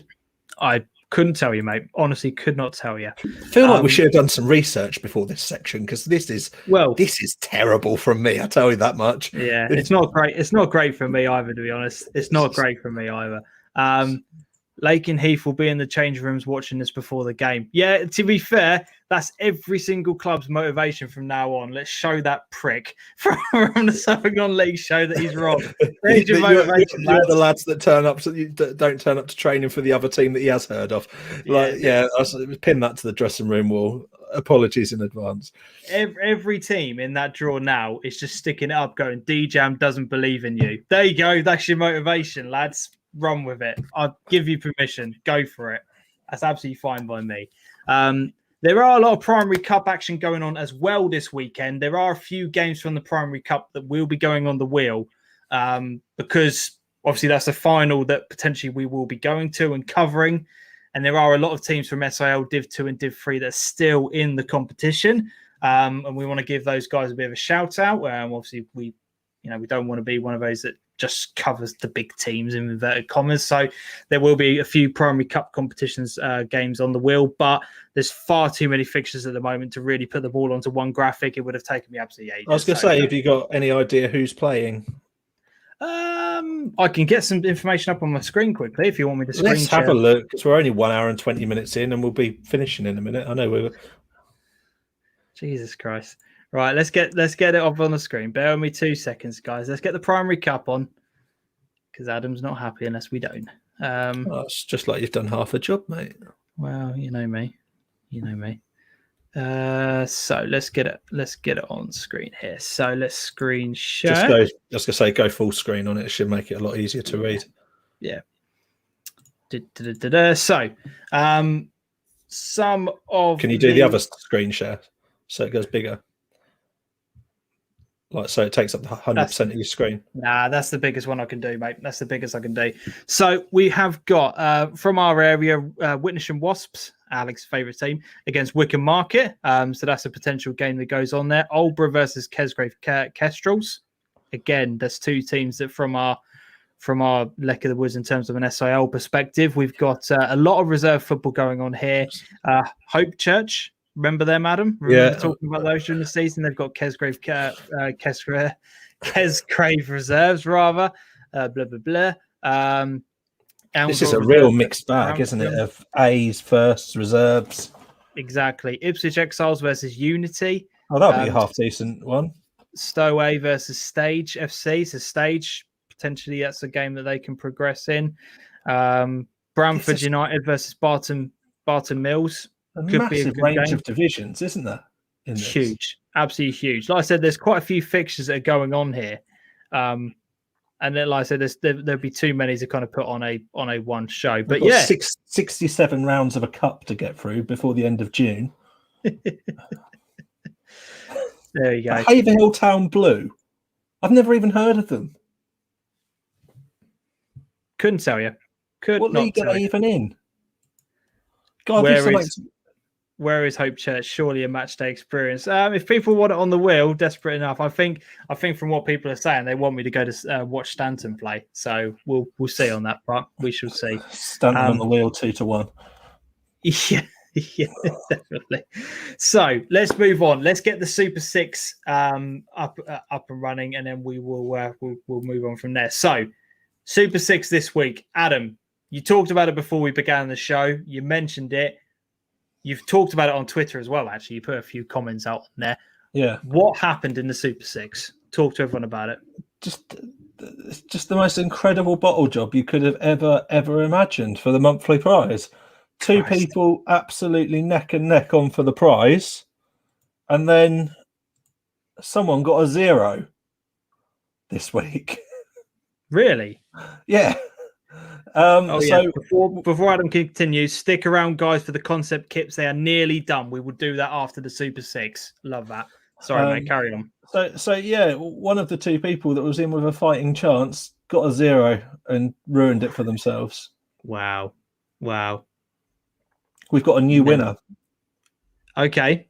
You said that the wheel was not needed this week. No, so we've got a winner that hasn't won anything with us before. And let me know when you want me to bring the graphic up, my friend. Now. Ben Moore. Oh, Ben. Get the party poppers out. You've won it by a point, mate. Wow. Well done. That's brilliant. Honestly, I did not know this. I just upload the graphic and I kind of let it be a surprise. It's really good scoring for the whole month. Yeah, Like, fair play to you, really, Ben. really good. Fair play. Sean, you need to cry into your breakfast cereal tomorrow morning, because if you would have actually have bothered turning up for week 2, I think you probably would have won it. Yeah, you'd have smashed it. You'd have yeah, absolutely 'cause smashed it, Sean. Turned out getting an 8 this week as well. So maybe Sean's one to look over the shoulder of for coming up, get some couple of decent scores there. Noticed that spreads made a little resurgence again on here, and I was getting a bit worried, but yeah, really the top 3 are far and away out of reach of the others. Wow. So Thomas Della's been there or thereabouts on the last couple, I think. So really, really interesting. Next week we'll have a one-off competition. Just for a bit of banter for everybody, I won yesterday a non-league football shirt from somebody on YouTube. Well, that's good. And then I looked at the picture of the non-league shirt in a bit more detail and realised it's a medium. Now, I'm not into the sort of latex finish that would give my body. So I'll give it away to somebody next week. We'll stick some names on a wheel because everyone hates the wheel. They love the wheel, really. They love the wheel. Well, deep down, everybody loves the wheel. They don't want to admit it, but they love the wheel. So next week, if anyone wants to be part of a competition, I'll just get you to write like, I want a shirt in the chat, and everyone that writes that, we'll put them on a wheel, give it a spin, and give it away courtesy of the person that gave it away to me. But it's actually a really nice red and black striped Kappa thing. Might be a Winchester United or something. Kappa thing. It's a step 14. Dan Barnard's not here tonight. No, he's not. Shall we name it the Dan Barnard wheel? Yeah, why don't get a picture? I'm not sure he would like that. To put in the middle as well. I'm not sure he'd like that, but we'll find out. But yeah, we'll get a shirt drawn next week, and if I can win any other prizes, I'll bundle it all up. But I'll see. I've had quite a good year for winning so far. I don't think I plan to win anything else in the next week. That's true. So overall picture, then this is how the table now looks. Spreads has got, was it a 20-point gap 20-point lead. Yeah, Ben Froud had another good week though. Barney's still there or thereabouts with the others. Other than that, there was a lot of stuff which didn't really move too much this week. Everyone scored fairly consistently, so not too much to report on this. My entry, I'm now above my dad again. I clearly got 4 points. I know that for sure. He had a 69er for 2 weeks and then got fed up. Isn't it good, though, to see the top 21 all on over 100 points now? That's brilliant. So really, really strong performances. I didn't think at one point we'd get that many people there. So, yeah. We're for the primary cup final, Adam. I would, what's that like start of that music video, like Vindaloo or whatever? I'd look like that. Brilliant, Ben. Top 10 incoming. But to be honest, Ben, the way you've been scoring the last few weeks, you could easily break the top 5. Yeah, easily. In terms of what you're doing, because your scores are so consistently higher than most other people's. Yeah, definitely. So, yeah. We've Alex Alvo stayed up there. Not entirely sure, mate. Have we got 2 more weeks left of regular football that we can use in terms of Championship and League One? I think we've only got 2 more weeks, haven't we? Yeah, I need to think. I'll be honest, I'm not sure what we're going to do. I'll see if I can reach out because we should have other fixtures that we could do into the darker weeks of May. There can be. I mean, there'll definitely be some cup games that we know of that we could use from our neck of the woods and potentially predict our games again. But so we've got to find 6 fixtures. I'll speak to non-league football shop who have backed us so well. I can't speak highly enough of them. They've done so much with what they're doing, and they've backed us as well with it. Similar people all doing stuff for non-league. I'll see if they want to go in for 1 more month before the season concludes, and then we'll come back to them next season and see if they want to carry on. Their prizes have been incredible. They have. I They really think have. Ben Moore is probably going to get a massive stack of retro non-league programs from across the country. Cool. Ben, you need to be sending me your name and address on Twitter, and I will pass it on. There you go. Contact Adam after the show. Contact Yeah, Adam. sidekick for sports. That's the big bottle job. I don't know where his comment went, but yeah, he was the 0 points. Brilliant. Dan, throw Puddlebrook into the Super Six. We'll see if we can make it happen. So here are the Super Six for this week. I'm now copying the link and pasting it into the chat. If you want to get involved, continue to get your Super Six predictions in. We've got Norwich versus Reading, Swindon versus Ipswich. We've got Harrogate versus Cambridge, Colchester versus Salford, Barrow versus Southend, and Kings Lynn versus Maidenhead. Some big fixtures in that. Potential chance of Cambridge going up that weekend.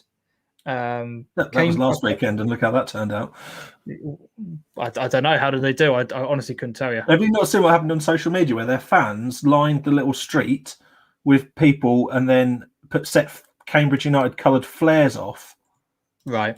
For Accrington as they arrived, and then was it Accrington? I don't know who they played, but then went and lost. It was just hilarious. Okay. So interestingly, this week's top 3 results on the Super Six, the first 3 scores were exactly the same as the first 3 from the week before.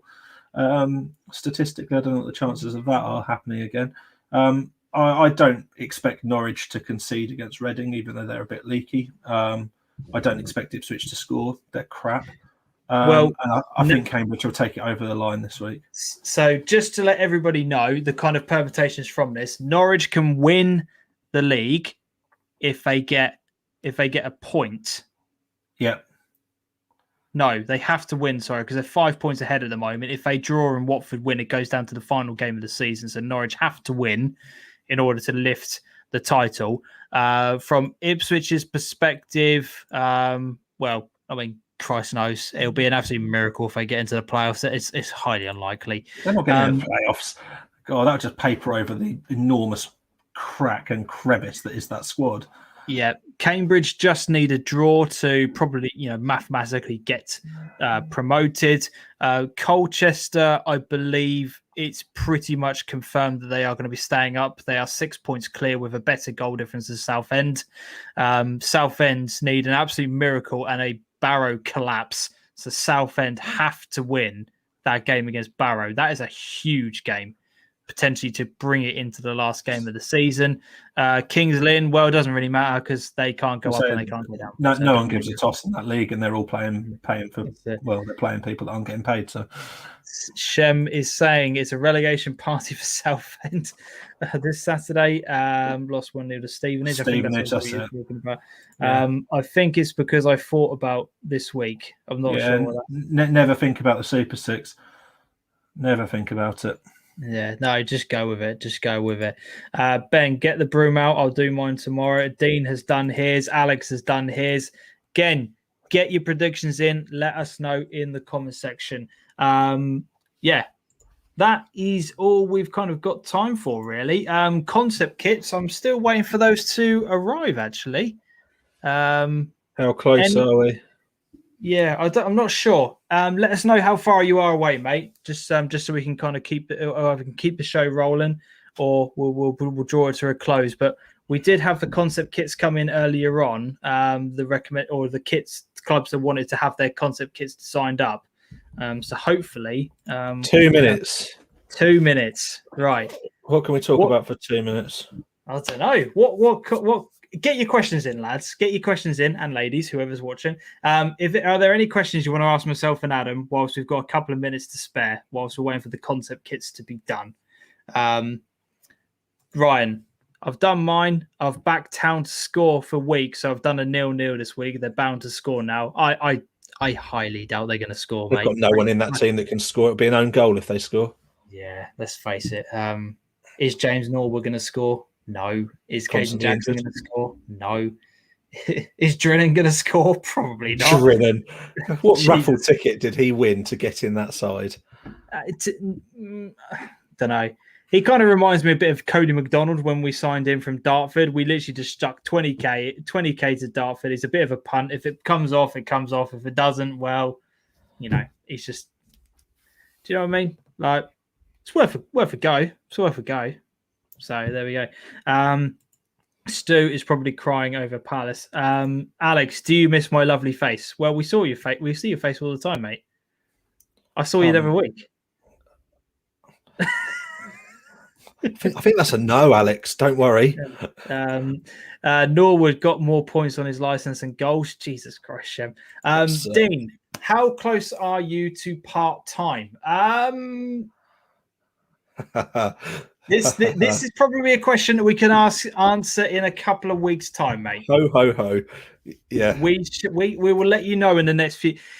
If we carried on down the YouTube route, I'll be honest with you. If we carried on down the YouTube route, I reckon it would probably take until about halfway through next season before I could even consider it, because we are like YouTube sponsorship is dead. Like I don't. The money has just disappeared. I do not make a single penny from YouTube ad revenue. It just does not exist. It is utterly, utterly awful. Like we sit there on a regular basis, don't we, and look at it and just go. Well, we're having to work our money out to try and work out how we do the next bits. There's absolutely no point doing it from a YouTube perspective. Patreon wise is going well, but it's not enough to sustain it on a regular basis to go down part-time. Sponsorship wise, to be honest, everything that has come in from sponsorship has gone back out and will continue to go back out on making improvements to the show. Like we don't see a penny from it. If we're being completely honest, do we? We don't see a penny. Yeah, we don't see a penny from it because we make constant improvements behind the scenes, getting graphics done, getting all of the setup right, getting all the programs that we investing in different bits and pieces like the lighting, the cameras, the microphones, the whole shebang. So I don't know. Like I said, if we carried on down this route, it would probably take a long, long time. But I think we'd probably be longer away from it than that. I think the reality of it all, without going too far into depth as to what we have planned, is that this show is a self-fulfilling prophecy whereby it will constantly pay for itself and the improvements needed to bring better and better quality out and go from there. One of the things I have realised, James, is you haven't played half of the clips that people have sent you.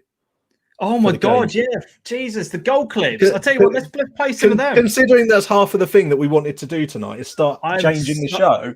I'm so sorry. I nearly forgot. Jesus Christ. Let's get a couple of people's comments up on here before we move on. We've got Jesus Christ. Do I need to comment? I was going to say we've got heaps of comments coming now. Do I need to do another celebrity push? Shem, as long as if people from the non-league scene want to contribute towards the show, as I said, you can do it via Patreon. £1 a month is the minimum. You can select whichever tier you want and you can cancel it at any time. If you want to be part of the Ipswich Stowmarket Bonanza thing that's going to be going on that weekend, get involved. Go over to patreon.com/DeeJam and put something towards the show. That would really, really mean the world. Dean, I'll make a call to my boss. Love it. Who's your celebrity lookalike and why? I don't know. There was somebody from Made in Chelsea that people thought I looked like, but that was probably back in my skinnier days. Like I've put on a lot of weight now, so I probably don't look like anyone. Adam, I'm trying to think who had it. There was that guy from The Chase that you look like. I'll have to find a clip. I'll have to find an image for it next week. Normally I shave my beard off and it's bloody Peter Griffin, so I don't care really. I let you cross the road yesterday, James, in Ipswich, as you crossed the road pushing a pram. Nice. I did. There you go. You should have said hello, mate. You should have the scary part of that comment is that his wife was at home with his kid, and it was just someone else's baby that he was pushing around Ipswich. just pushing an empty pram. I'm just trying to get to the front of the queues. You see what I mean? It's just stick a watermelon in there with a hat on. You're good to go. So yeah. Let's play the goal clips that people have sent in. First of all, we had clips we had one goal actually sent in from Ufford and their game against Kesgrave Kestrels this weekend. This is a good free kick. So this is the first clip we've concept kits are in as well. Hold tight. That was the best one we've ever had. Oh, really? Okay, I'll have a look at that in a moment. We'll have a look. So this is the goal from Ufford's game. What are we doing? Go on, son.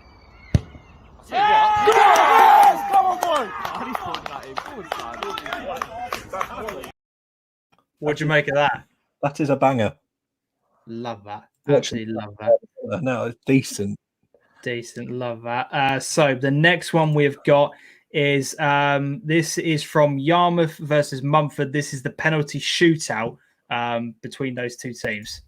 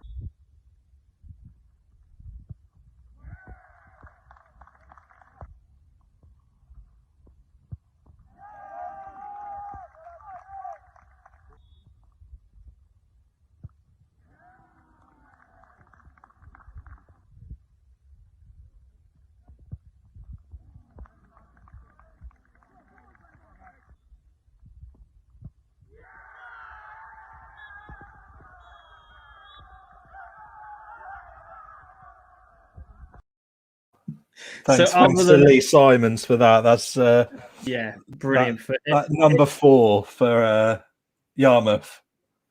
Yeah, penultimate one. Yeah, quality. Yeah. So other than the first penalty, all of them were scored, which is absolutely fantastic. There, Shem Ufford Beach is looking good. Jesus Christ, Shem! Straight to the point. Bloody hell. Jesus Christ. Top bin for days, says Ben. So many keepers off their lines on those penalty shootouts. Yeah, we don't care about rules, do we? Dean has put his looking like as a fat, mine's a fat chasing staple. Brilliant.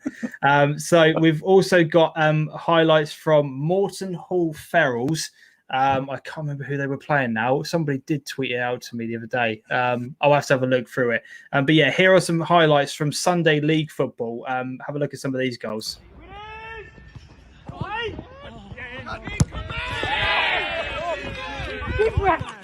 Cheers, Tone.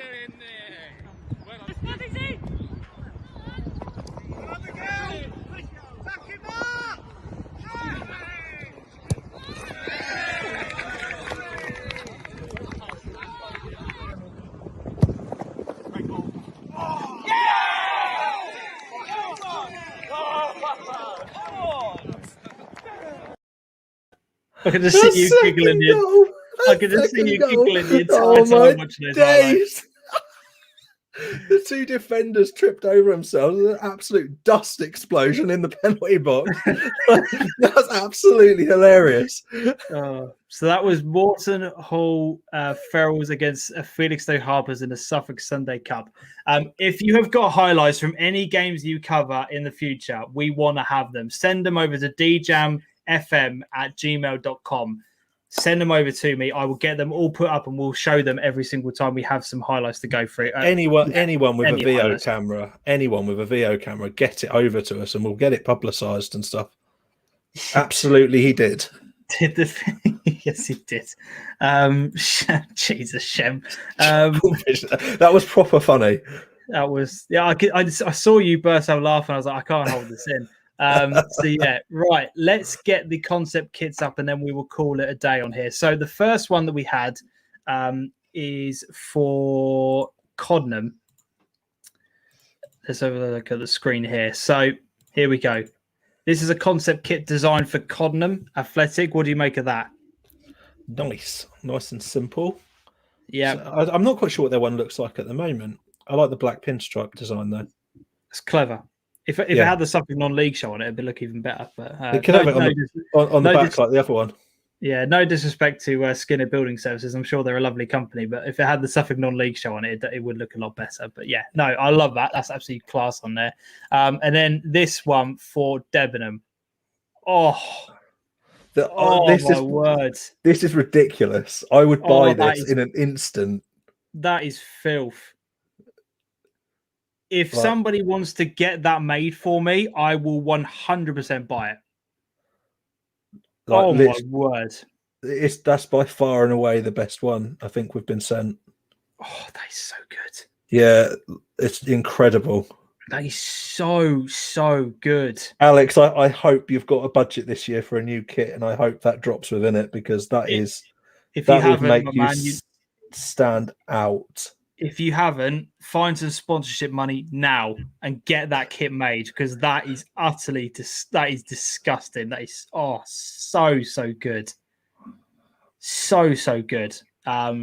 Yeah, a lot of love for this one. A lot of love. Yeah, look at that. Make it happen. A lot of love is coming in for that shirt. I'm searching the house for some spare change as we speak. We need to make that happen. That is just, Stu, you've outdone yourself, my man. You've absolutely outdone yourself. You've got a lot to live up to with that one. This is the first one. This is very good as well.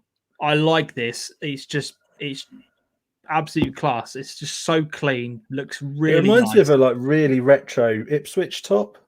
Oh, you've ruined it now. Oh God, here we go. You've ruined it now. Take your unconscious bias away. Sell your car. No. To be fair, it does look really nice. It does look really nice.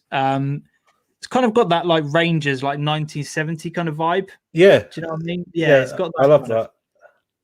That is just I mean the love on that retro. Yeah, Luke, that's definitely retro town. No, I agree with that. I agree. That is absolutely class. The Alpha Survey is bringing the rose gold bit back as well. Oh goodness, we've got a double fade. A double fade. That is just. I mean, repping the GBS as well, which looks really clean on there. Yes, GBS, big up. That looks so good. That looks so good. Yeah, Sidekick, the Pioneer kit. That's the one that the last kit looks like. That's a very good point. This is, might as well not show anymore. Debenhams is epic. This one's a very modern design. The other one looks like a Dortmund kit on steroids. The Debenham one does. I mean, let's just bring it back up on the screen, shall we? Because that is just. I mean, wow. I just. Yes, Luke, we will send these over to you. I'll get them downloaded. I'll send them to every club now who has who's come up on there. I'll make sure we forward them over, because some of these are just. I'm enjoying this little weekly feature. We've done this 3 weeks in a row now, but yes, this is disgustingly good. Nice. Like, I don't know what else to say about it. First, you just need a row. Literally, yeah. I mean, it really did have that feel to it. It's that really good retro vibe. Yeah. Even in the collar as well. Clubs have to have these done, surely. I think a few of them are close. Yes. If anyone is like on Twitter or whatever, it's already my phone wallpaper. That's serious commitment, Alex. That is absolutely serious commitment. I love that. Oh, brilliant. Have we got any more? Oh, no, we haven't. I think that was it from there. But yeah, absolutely brilliant.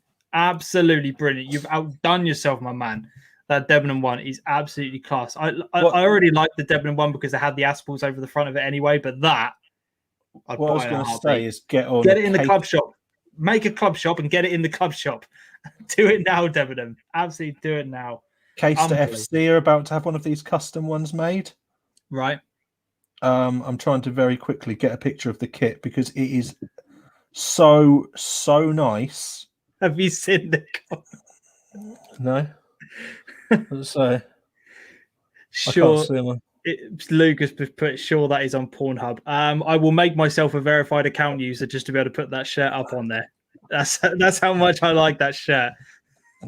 Make yourself a verified user. Just sit there with your knob in your hand, a bit of cardboard up, and then on the other side a flipping Debenham t-shirt.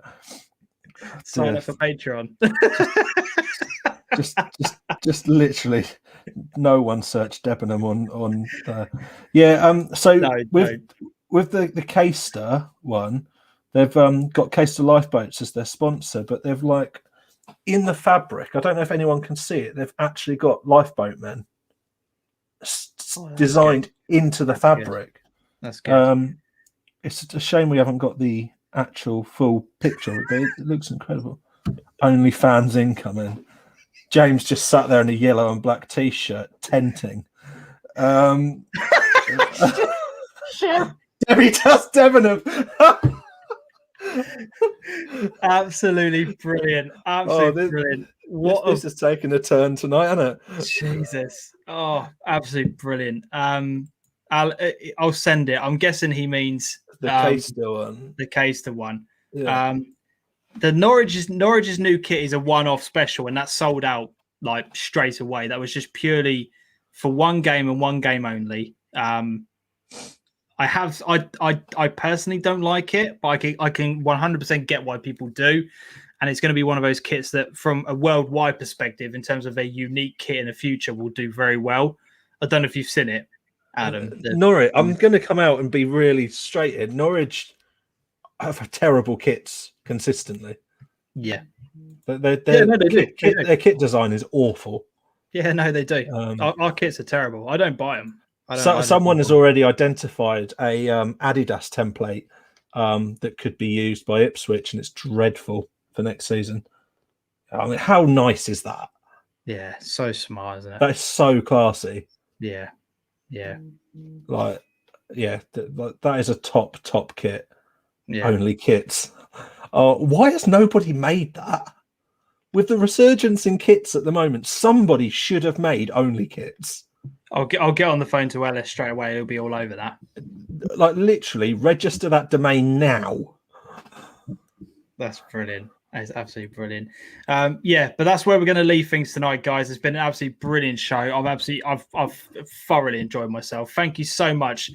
The viewer numbers have been up tonight. The interaction has been up tonight. It's been absolutely superb. And thank you so much to every single one of you who's stuck around, who's got involved in the comment section. You're absolute been legends. Great fun tonight. Really good fun. It has been brilliant. It's just been absolutely fantastic. So much love for all of you in the chat right now. For the support that you keep showing the channel. We have got some major exciting news to come forward in the next couple of weeks. We will be announcing something very, very shortly, which is going to be very exciting for myself and Adam, which we can't wait to reveal to you all. It will have no impact on what we do on the Monday night show. It will have no impact on the matchday experiences, but it's something very exciting that's going on, which we can't wait to get started, but we'll reveal more fairly shortly. But Adam, anything else you want to say before we round up tonight's show? Cheers for coming. Is that an OnlyFans reference or? Cheers for coming. Yeah. Oh, Christ.